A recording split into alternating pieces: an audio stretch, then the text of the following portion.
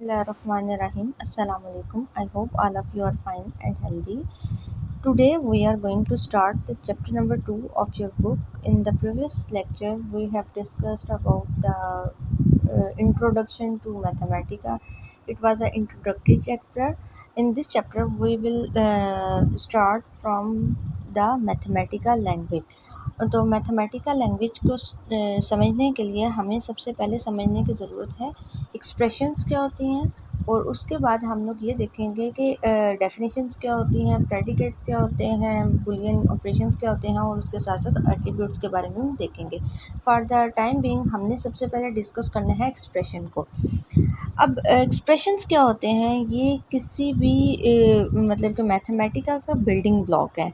अब मैथमेटिका को अंडरस्टैंड करने के लिए हमें एक्सप्रेशन का स्ट्रक्चर, इंटरनल रिप्रेजेंटेशन और वो एक्सप्रेशन कैसे इवेल्युएट होगी हमें ये मालूम होना चाहिए, ताकि हम लोग मैथमेटिका में एक्सप्रेशन को लिख सकें, सही तरीके से समझ के इसको राइट कर सकें।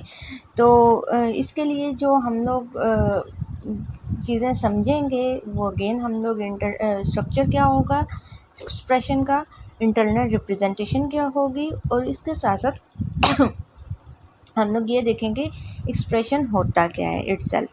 तो नेक्स्ट चलते हैं हम लोग स्लाइड नंबर 4 के ऊपर। स्लाइड नंबर 4 के ऊपर आप लोगों को एक एग्जांपल दी गई है, a+b स्ट्राइक यानी कि मल्टीप्लाइड बाय c। तो ये क्या है, एक एक्सप्रेशन है। हमने ये नहीं देखना कि एक्चुअली हम लोग इस चीज़ में इंटरेस्टेड नहीं है कि इसने सॉल्व कैसे होना है, लेकिन हमें पता होना चाहिए कि इसका इंटरनल रिप्रेजेंटेशन कैसी है इस पर्टिकुलर एक्सप्रेशन की। तो हमने करना क्या है, इसको अंडरस्टैंड करना है, और ये मैनिपुलेट कैसे होगी ये भी सीख लेना है। तो सबसे पहले हम बात कर लेते हैं identify the object types. Object types को हम लोग आइडेंटिफाई कैसे करते हैं, तो उसके लिए ऑब्जेक्ट टाइप्स बेसिकली होती कौन सी हैं, इंटीजर होगी जिसमें न्यूमेरिक डाटा आ जाएगा विदाउट डेसिमल, पॉइंट्स वाली वैल्यूज़ इसमें नहीं आएंगी, ठीक है। रियल डाटा होता है, रियल डाटा में पॉइंट्स वाली वैल्यूज़ भी शामिल हो जाती हैं। इसके बाद स्ट्रिंग डाटा होता है। स्ट्रिंग डाटा ऐसा डाटा होता है जिसको डबल कोट्स के अंदर, ठीक है, डबल कोट्स के अंदर इनक्लोज किया जाता है। जैसे स्ट्रिंग डाटा में आ जाएगा, उसमें ज़्यादा करैक्टर्स का मजमूआ होता है, या फिर it is a collection of more than 1 characters. जैसे कि आपका नेम आ गया, उसमें एग्जांपल आ जाएगी, ठीक है। इसके बाद कम्प्लेक्स नंबर जो हैं वो भी आपके ऑब्जेक्ट ही हैं, ठीक है, और उसके अलावा जो रैशनल नंबर्स हैं वो भी ऑब्जेक्ट है। इसके बाद हम जो पढ़ेंगे ना कि ये ऑब्जेक्ट, हम लोग ऑब्जेक्ट की टाइप कैसे आइडेंटिफाई कर सकते हैं, तो उसके लिए हम एक फंक्शन यूज़ करते हैं हेड का। हेड फंक्शन यूज़ होता है जो कि रिटर्न करता है किसी भी ऑब्जेक्ट की टाइप, कि इस ऑब्जेक्ट की क्या टाइप है, ठीक है। फॉर एग्ज़ाम्पल अभी यहाँ पे जो एग्ज़ाम्पल दी गई है आपकी स्लाइड के अंदर, यहाँ पे हेड 7, ठीक है, हेड 7 विल रिटर्न इंटीजर, क्योंकि ये इंटीजर नंबर है, ठीक है। हेड 1/7, अब 1/7 जो p/q की फॉर्म में होते हैं, ये ऑलरेडी आप लोगों को पता है कि ये रैशनल नंबर्स होते हैं, ठीक है। उसके अलावा 7.0, अब पॉइंट में वैल्यू आ गई है तो ऑलरेडी मैं बता चुकी हूँ कि ये रियल नंबर हो जाएगा। इसके बाद 7 + 2i, अब ये i या फिर आयोटा इसको कहते हैं, आयोटा कहते हैं।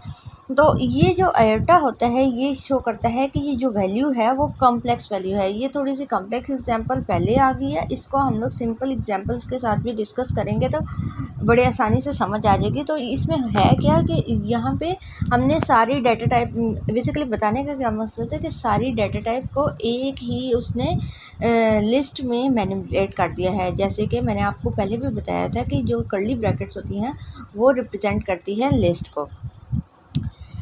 अब हम बात कर लेते हैं कि जो हेड एक्सप्रेशन है ना वो आपको किस सिनेरियो में किस तरह से आउटपुट देगी, ठीक है। फॉर एग्जांपल आपके पास एक एक्सप्रेशन है, सॉरी, a+b।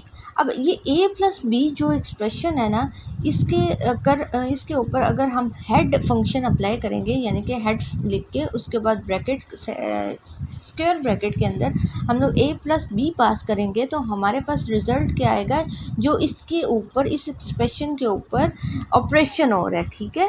तो ये हमारे पास आउटपुट आउटपुट में आ जाएगा कि अभी क्या हो रहा है, प्लस हो रहा है। इसके अलावा अगर हेड फंक्शन के अंदर हम कोई लिस्ट पास कर देंगे तो ये जो लिस्ट है ना, एक्चुअली क्या है, ये इस डाटा की, जो भी डाटा हमने पास किया है इसकी डाटा टाइप है ना, यानी कि जो नंबर ऑफ़ वैल्यूज़ पास किए हैं उसको लिस्ट के अंदर पास किया। तो ये ऐसे अगर हम लोग फंक्शन लिखेंगे अपने मैथमेटिका के अंदर तो आप लोगों के पास लिस्ट एज आ आउटपुट आ जाएगा। तो नेक्स्ट बात कर लेते हैं कि जो एक्सप्रेशन होती है उसके अंदर आप लोगों के पास सिंबल्स आ जाते हैं, नंबर्स आ जाते हैं, स्ट्रिंग्स आ जाती हैं, ठीक है। अब जो भी ये जो सिंबल्स हैं, नंबर्स हैं, स्ट्रिंग्स हैं, ठीक है, ये बिल्डिंग ब्लॉक होते हैं किसी भी एक्सप्रेशन को बनाने के लिए। आप लोगों को देखा होगा कि जो a प्लस बी, ये क्या है, एक एक्सप्रेशन है, ठीक है। अब ये एक्सप्रेशन कैसे बन रही है, सिंबल्स को, कॉन्स्टेंट्स को या फिर नंबर्स को यूज़ करके बन रही है, ये ऐसे नहीं बनती, ठीक है। इसके बाद सिंबल्स जो मतलब कि सिंबॉलिक डाटा टाइप के बारे में हम लोग डिस्कस कर लेते हैं कि सिंबॉलिक किस किस टाइप में आउटपुट आएगा, ठीक है। हेड और ब्रैकेट के अंदर अगर मैं कोई सिंबल पास कर देती हूँ, ठीक है, लेटर या कोई नंबर पास कर देती हूँ, तो होगा क्या कि फॉर एग्ज़ाम्पल अगर मैंने एफ़ पास किया, ठीक है। अब ये एफ़ क्या है, सिंबल है, आउटपुट में क्या आ जाएगा, सिंबल। इसके बाद क्या है, अगर मैं इंटीग्रेट पास कर रही हूँ, इंटीग्रेट क्या है, एक फंक्शन है। अब वो फंक्शन जो होते हैं ना, इससे पहले हमने एक फैक्टर का भी फंक्शन पढ़ा था, वो फैक्टर का फंक्शन जो है वो भी हमारे पास एक सिंबल ही कंसिडर किया गया, क्योंकि जितने भी फंक्शंस होते हैं उनको हम लोग सिंबल्स डाटा टाइप में ही कंसिडर करते हैं। तो नेक्स्ट स्लाइड पे देख लेते हैं, स्लाइड नंबर 8 के ऊपर फर्दर कुछ सिंबल्स को डिस्कस किया गया है कि कुछ और बिल्ट इन जो कांस्टेंट्स होते हैं उनको भी हम सिंबल डाटा टाइप में ही कंसीडर करते हैं। जैसे कि पाई आ गया, जो ई होता है उसको भी हम लोग सिंबल में कंसीडर करते हैं, और इसको भी हम लोग सिंबल में ही कंसीडर करेंगे। और जो इसके अलावा जो कनकैटिनेटेड यानी कि करैक्टर्स होते हैं, यानी कि ऐसे करैक्टर्स जिसको वन और मोर मतलब कि करैक्टर्स को मिला के हम लोग ऐसा करैक्टर बनाएंगे जिसको किसी नंबर से, शर्त ये है कि वो करैक्टर लिस्ट ऑफ करैक्टर्स किसी नंबर से स्टार्ट नहीं हो रहे। यानी कि जैसे कि यहाँ पे आपको स्लाइड नंबर 8 के अंदर नज़र आ रहा है, हेड के ब्रैकेट्स के अंदर मैंने माई फंक्शन पास किया है। अगर इसके पहले मैं कोई नंबर लिख दूँगी तो that will not work for me, that will work differently. तो अब यहाँ पे मैंने क्या किया है, माई फंक्शन पास कर दिया है। अब ये माई जो फंक्शन है ये रिटर्न क्या देगा, आपके पास सिंबल आ जाएगा, ठीक है। इसके बाद और बात कर लेते हैं कि नंबर्स किस किस या इंटीजर किस किस सिनेरियो के अंदर आउटपुट में आएगा। इसको पहले भी मैं बता चुकी हूँ कि जो हम लोगों ने लिस्ट को डिस्कस किया था सबसे पहले, तो उसमें था क्या कि जो 4 को अगर पास करेंगे तो इंटीजर आ जाएगा आपके पास। अगर हम लोग पी ओवर क्यू की फॉर्म में कोई वैल्यू पास करेंगे, यानी कि ओवर की फॉर्म में पास की जाएगी, तो आपके पास आ जाएंगे रैशनल नंबर्स, ठीक है। और हेड अगर हम लोग हेड लेंगे किसी डेसिमल नंबर का तो हमारे पास वो रियल नंबर आ जाएगा ऑब्वियसली। और जो अगर इमेजिनरी वैल्यूज़ का हम लोग लेंगे हेड तो वो हमारे पास कॉम्प्लेक्स रहेगा। नंबर्स जो होते हैं वो 4 ही टाइप्स के होते हैं। इसके बाद बात कर लेते हैं स्ट्रिंग आपको किस केस में आउटपुट एज आ आउटपुट आएगी, ठीक है, या स्ट्रिंग टाइप किस चीज़ की हो सकती है। तो यहाँ पे आप लोगों को एग्जांपल के तौर पे स्लाइड के ऊपर दिखाया जा रहा है कि हेड और ब्रैकेट के अंदर आप लोग डबल कोट्स में कोई स्ट्रिंग पास करेंगे, लिस्ट ऑफ करैक्टर्स पास करेंगे, तो आप लोगों के पास जो आउटपुट आएगी वो स्ट्रिंग आएगी, ठीक है। नेक्स्ट आ जाते हैं स्लाइड नंबर 10 के ऊपर। स्लाइड नंबर 10 के ऊपर बताया जा रहा है कि जो एक्सप्रेशन होती है ना उसको 2 कैटेगरीज़ में हम लोग डिवाइड करते हैं। अभी जो हम लोगों ने जितनी भी मतलब कि एक्सप्रेशन को डिस्कस किया था ना, मोस्टली एक्सप्रेशन हम लोगों ने एटॉमिक एक्सप्रेशन को डिस्कस किया था। एटॉमिक एक्सप्रेशन ऐसी एक्सप्रेशन होती है जिसकी ब्रैकेट के अंदर, यानी कि जैसे कि यहाँ पे एग्जांपल दी हुई है एच और ब्रैकेट के अंदर लिस्ट ऑफ वैल्यूज़ पास की गई हैं। ये जो एग्जांपल दी गई है ना, ये नॉर्मल एक्सप्रेशन की वजह, यानी कि नॉन एटॉमिक, इसको हम लोग नॉन एटॉमिक एक्सप्रेशन भी कहते हैं। लेकिन जो एटॉमिक एक्सप्रेशन होती है उसके अंदर एक ही वैल्यू पास की जाएगी, यानी कि E1, या फिर आप सपोज़ हमने जो लास्ट टाइम एग्जांपल किया है, अभी पीछे जाके देख लेते हैं स्लाइड नंबर 8 के ऊपर। जैसे कि हेड और मैथमेटिका, ये एक वैल्यू पास की जा रही है, एक एटॉमिक। यहाँ पे भी आप देख सकते हैं कि हेड और फंक्शन के अंदर एक एटॉमिक वैल्यू पास की जा रही है, एक वैल्यू पास की जा रही है। तो इसलिए ये हमारे पास एटॉमिक एक्सप्रेशन है, ठीक है। अब हम बात कर लेते हैं जो नॉर्मल एक्सप्रेशंस होती हैं वो कैसे वर्क करेंगे। तो नॉर्मल एक्सप्रेशन किस फॉर्म में होंगी, इस फॉर्म में, ठीक है। यानी कि बाहर जो एच है वो रिप्रेजेंट करेगा हेड को, और ब्रैकेट के अंदर हम लोग लिस्ट ऑफ वैल्यूज़ पास करेंगे जो कि एलिमेंट कहलाएंगे उस एटॉमिक एक्सप्रेशन के या फिर नॉर्मल एक्सप्रेशन के। इसको एग्जाम्पल के साथ डिस्कस करते हैं तो ज़्यादा अच्छे से क्लियर हो जाएगा। तो यहाँ पे देखें स्टूडेंट्स, हेड फंक्शन के बारे में पहले बता रहे हैं कि हेड फंक्शन करेगा क्या। हेड फंक्शन करता क्या है, determine the type of atomic expression. जो एटॉमिक एक्सप्रेशन होती है उसकी टाइप बताता है। Gives the head of expression, यानी कि जो हेड होता है ना एक्सप्रेशन का, वो आपको मतलब कि आउटपुट में देता है। हेड के से क्या मुराद है, या फिर टाइप से क्या मुराद है कि फॉर एग्जांपल हेड फंक्शन मैंने एक एक्सप्रेशन है a plus B plus C. For example आपके पास ये एक एक्सप्रेशन है, एटॉमिक एक्सप्रेशन है, क्योंकि इस सब को ऐड करके एक ही वैल्यू आप लोगों के पास आएगी। तो एटॉमिक एक्सप्रेशन जो पास कर रहे हैं हेड फंक्शन के अंदर, इसमें हम लोगों को हेड क्या दिया जाएगा, plus. Head will output plus. क्यों प्लस दिया जाएगा, क्योंकि ये तीन जो वैल्यूज़ हैं उनको आपस में सम किया जा रहा है, इसलिए ये प्लस देगा। अब इसमें जानने की बात यह है कि एक और फंक्शन है जो फुल फॉर्म के नाम से हम लोग यूज़ करेंगे अपने मैथमेटिका के अंदर। फुल फॉर्म फंक्शन भी हेड की तरह ही परफॉर्म करता है, लेकिन जो रिज़ल्ट होता है वो डिफरेंट फॉर्म में देता है, ठीक है। हेड फंक्शन क्या करता है, सिंपली आपको बता देता है कि इस एक्सप्रेशन के अंदर फॉर एग्जांपल एक्सप्रेशन के अंदर किस तरह से वैल्यूज़ को ऐड किया जाता है, और यहाँ उसकी टाइप बता देता है। अगर नंबर पास करें तो वो न्यूमेरिक बता देगा, या फिर अगर स्ट्रिंग वैल्यू पास करें तो वो बता देगा कि स्ट्रिंग वैल्यू है जी।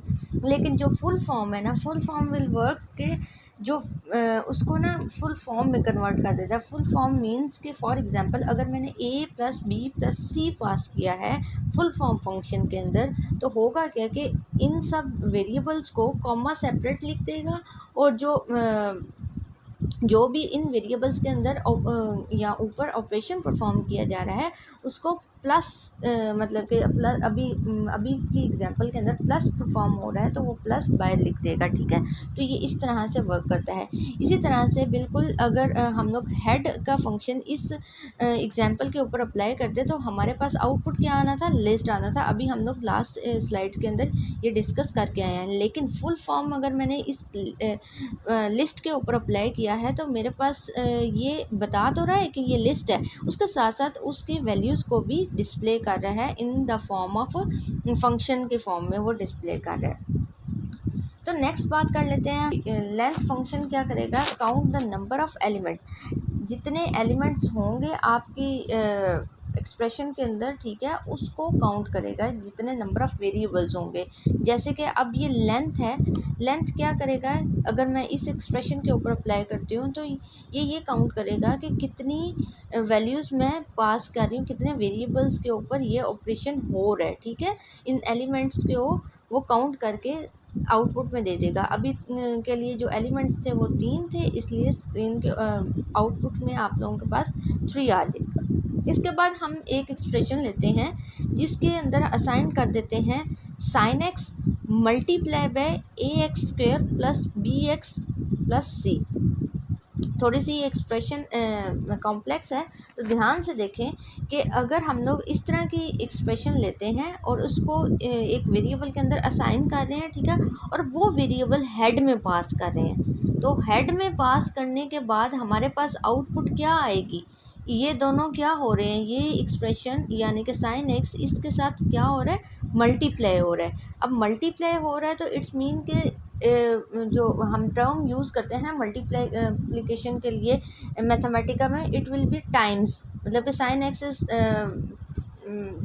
ए x square plus B x plus C times, ठीक है। ये दोनों एक दूसरे के, इनके आपस में क्या रिलेशन होगा, टाइम्स का रिलेशन होगा।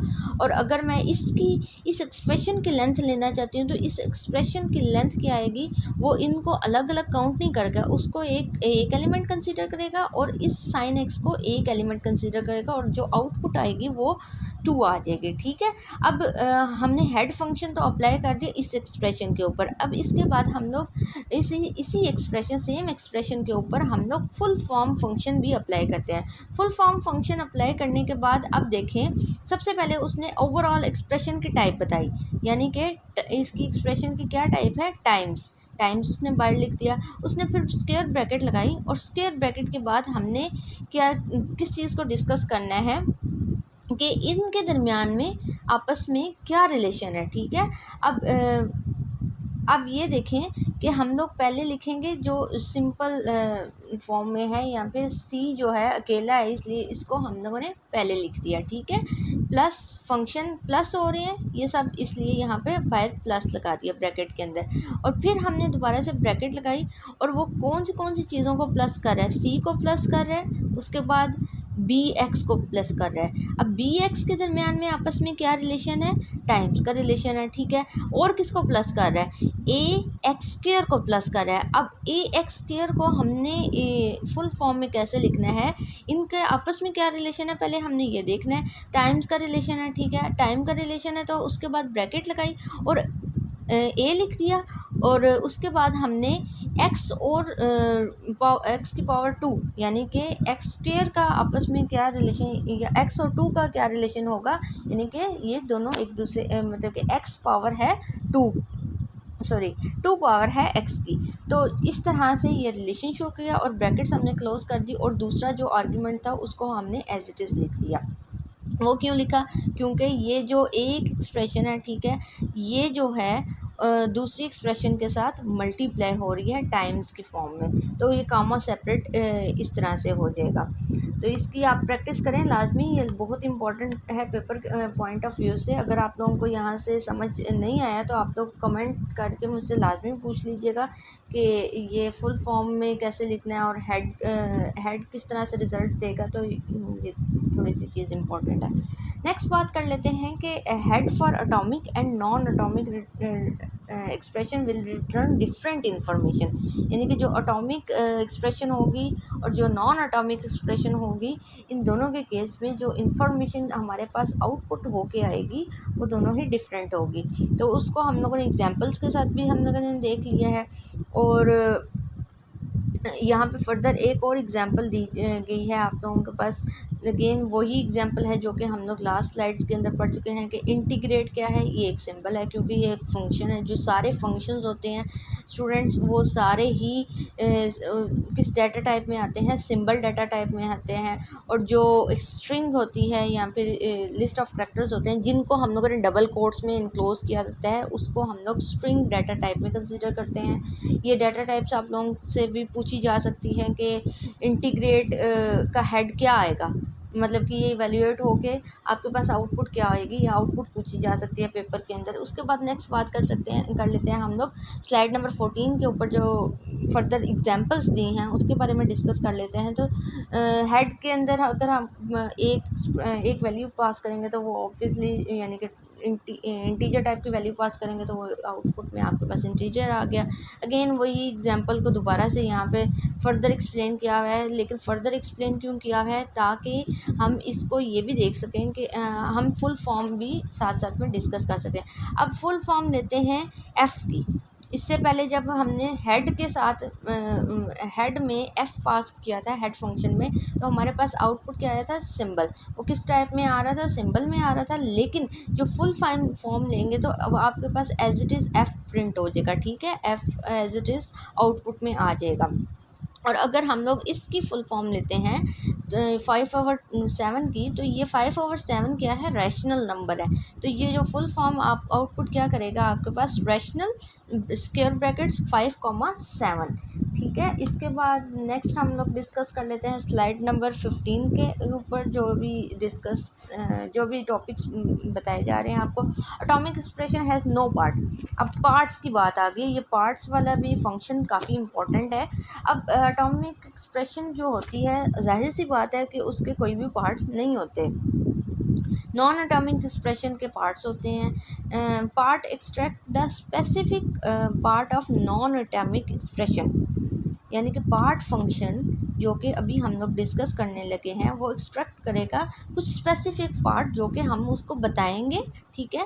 नॉन एटॉमिक एक्सप्रेशन में से हमारे पास एक एक्सप्रेशन है a प्लस बी, ठीक है। इसके ऊपर हमने इससे अगर हम लोग एक्सट्रैक्ट करना चाहते हैं a, यानी कि पहला जो पार्ट है उसको एक्सट्रैक्ट करने, पहली वैल्यू को एक्सट्रैक्ट करना चाहते हैं, तो हम लोग पार्ट फंक्शन के अंदर पहला आर्ग्यूमेंट एक्सप्रेशन को पास करेंगे, दूसरा आर्ग्यूमेंट उसको पास करेंगे जिस नंबर पर हम लोग वैल्यू एक्सट्रैक्ट करना चाहते हैं। तो 1 पास करूँगी तो a आउटपुट आ जाएगा, 2 पास करूँगी तो b आ जाएगा। और अगर मैं फुल फॉर्म में इसको लिखूँ a प्लस बी को, तो ये अगेन वो प्लस को बाइट कर देगा और a और b को कॉमा सेपरेट करके ब्रैकेट के अंदर लिख देगा। अगर मैं पार्ट में ज़ीरो पास कर देती हूँ, यानी कि ज़ीरो पास कर देती हूँ, तो वो सिंपली आप लोगों को हेड रिटर्न कर देगा। पार्ट फंक्शन क्या रिटर्न कर देगा? हेड रिटर्न कर देगा। अगर इसी तरह से बिल्कुल आपके पास अगर कोई आप स्ट्रिंग पास करते हैं, ठीक है, स्ट्रिंग जो जो एटॉमिक एक्सप्रेशन है, जो कि उसके कोई पार्ट नहीं होंगे। अगर हम लोग 1 पास करेंगे तो वो एज इट इज़ आपके पास इस तरह से प्रिंट हो जाएगा। अगर इसी तरह से मैं इसका भी कोशिश करूँगी तो पार्ट एक्सट्रैक्ट करने की, तो ये भी पॉसिबल नहीं है क्योंकि ये एक एटॉमिक वैल्यू है, ठीक है। इसके बाद बात कर लेते हैं हम लोग नेक्स्ट कि हम अपेंड फंक्शन को कैसे यूज़ करते हैं मैथ्स में, ठीक है। कुछ फॉर एग्ज़ाम्पल अगर हम लोग एक लिस्ट ऑफ एक्सप्रेशंस हैं, ठीक है, यानी कि एक आपके पास एक्सप्रेशन है, उसके अंदर आप वैल्यू को ऐड करना चाहते हो, ठीक है, तो उसके लिए हमने अपेंड फंक्शन का यूज़ करना है। आपके पास लिस्ट ऑफ आर्ग्यूमेंट्स हैं, उसके अंदर अगर आप कोई आर्ग्यूमेंट ऐड करना चाहते हो तो उसके लिए अगेन आप लोग क्या यूज़ करोगे? अपेंड फंक्शन का यूज़ करोगे। जैसे कि आप लोगों के पास एग्जांपल दी जा रही है अपेंड, उसके लिए आप लोगों ने कीवर्ड लिखना होगा अपेंड, और उसके बाद ब्रैकेट के अंदर आपने एक्सप्रेशन पास करनी है। जिस एक्सप्रेशन के अंदर आप ऐड करना चाहते हो उसको as a first argument pass करना है, और जो दूसरा आर्ग्यूमेंट होगा वो अपेंड फंक्शन के ज़रिए उस एक्सप्रेशन के अंदर ऐड हो जाएगा, ठीक है। अगर तो वो प्लस की एक्सप्रेशन हुई, ठीक है, तो उस एक्सप्रेशन में ऐड होगा, और अगर वो कोई फंक्शन हुआ और ब्रैकेट के अंदर उसके आर्ग्यूमेंट्स हुए, तो वो फिर जो सेकंड आर्ग्यूमेंट होगा वो एज अ आर्ग्यूमेंट ऐड किया जाएगा, ठीक है। तो ये थोड़ा सा अपेंड फंक्शन के बारे में बताया जा रहा है। इसके बाद हम ये बात कर लेते हैं कि फर्दर उसको ट्री फॉर्म में कैसे रिप्रेजेंट किया जाता है, ठीक है। अब ट्री फॉर्म से क्या मुराद है कि जो एक्सप्रेशन है ना, इससे पहले हम लोगों ने ये पढ़ा था कि हमने फुल फॉर्म में एक्सप्रेशन को कैसे लिखना है, तो अभी हम लोग ट्री फॉर्म के बारे में डिस्कस करेंगे। तो ट्री फॉर्म के लिए फॉर एग्जांपल मेरे पास ये एक एक्सप्रेशन है ax² plus bx plus c। अभी इसकी अगर मैं ट्री फॉर्म बनाती हूँ ना, तो ट्री फॉर्म में सबसे पहले क्या लिखा जाएगा, आउटपुट में क्या आएगा कि ओवरऑल इसकी क्या टाइप है, प्लस, ठीक है। उसको बिल्कुल फुल फॉर्म की तरह हम बाहर लिख देंगे, उसके बाद ब्रैकेट लगाएंगे, और जो जिसके ऊपर अभी कोई भी ऑपरेशन नहीं परफॉर्म हो रहा उसको सबसे पहले लिख देंगे। उसके बाद हम लोग ये किस सीक्वेंस से ऑर्डर से अरेंज करना होता है, जिस ऑर्डर से मतलब कि जिसके ऊपर कोई ऑपरेशन नहीं होगा उसको सबसे पहले लिखेंगे, जिसके ऊपर उससे कम एक्सप्रेशन होगा उसको बाद में लिखेंगे, उससे कम जिसके ऊपर ऑपरेशन हो रहा होगा उसको लास्ट में लिख देंगे, ठीक है। तो ये इस सीक्वेंस में अरेंज किया गया है इस एक्सप्रेशन को, ठीक है। उसके बाद आप बी एक्स के ऊपर देखें, आपने एक स्लैश लगानी है और बी एक्स के ऊपर कौन सा ऑपरेशन परफॉर्म हो रहा है, टाइम्स का ऑपरेशन परफॉर्म हो रहा है। इसके बाद आप देखें तो ए एक्स के ऊपर क्या ऑपरेशन परफॉर्म हो रहा है, उसके ऊपर अगेन टाइम्स का ऑपरेशन परफॉर्म हो रहा है। ए और एक्स स्क्वेयर के ऊपर परफॉर्म हो रहा है, और एक्स स्क्वेयर के ऊपर हम लोग देखें तो उसके ऊपर फर्दर कोई एक ऑपरेशन परफॉर्म हो रहा है जो कि पावर का ऑपरेशन परफॉर्म हो रहा है। तो इस तरह से आप लोग ट्री फॉर्म भी रिप्रेजेंट कर सकते हो किसी कॉम्प्लेक्स स्ट्रक्चर को रिप्रेजेंट करने के लिए। तो इसी तरह से एक और एग्जांपल दी गई है, ये एग्जांपल आप लोगों के लिए है, और उसके साथ साथ आप लोगों ने एक टास्क भी करना है जो कि मैं डिस्क्रिप्शन में और उसके साथ साथ आप लोगों को वर्ड फाइल में सेंड कर दूँगी।